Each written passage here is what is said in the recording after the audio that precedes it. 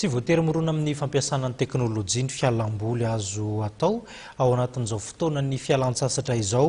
Raha ny tazana eny amin'ny Alliance Francaise Andavamamba eny dia maro ny kilalaon-tsaina mety ahaliana ny ankizy sy ny mpianatra raha tsy hilaza afa-tsy ny katro sy ny karatra isika. Mbola ao anatin'ny fialan-tsasatra tanteraka ny mpianatra amin'izao.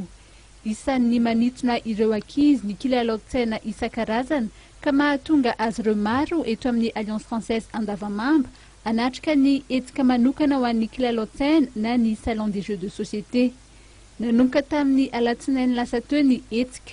Betsaka ireo kilalao hita eto toy ny jeu de dame, belote, scrabble sy ny échec. Ity farany no tena isan'ny manitona ireo mpilalao.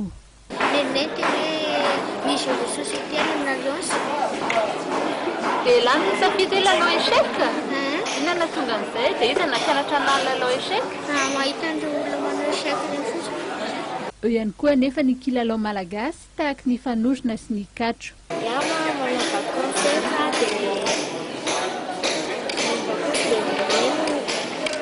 manao formation dia mijery olona misy katro dia tia hoe karakory manao dia tsara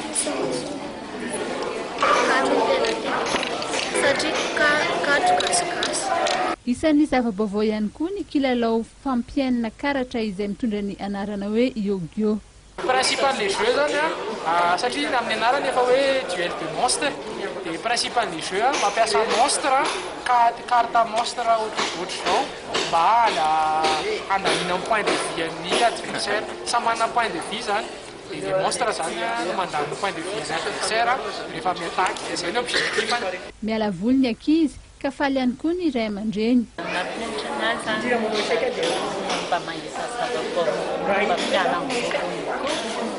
Zanako izany tazo hoe ohatran'ny ahoana ny izy io zao hoe hianatra ny échec izay mihitsy zany mitandro ny mianatra ny mba hay zava-baovao hafa indray dia izay no mandehana ireny. Itoy hatramin'ny 7 Aogositra ity etika natao hampialavoly ity.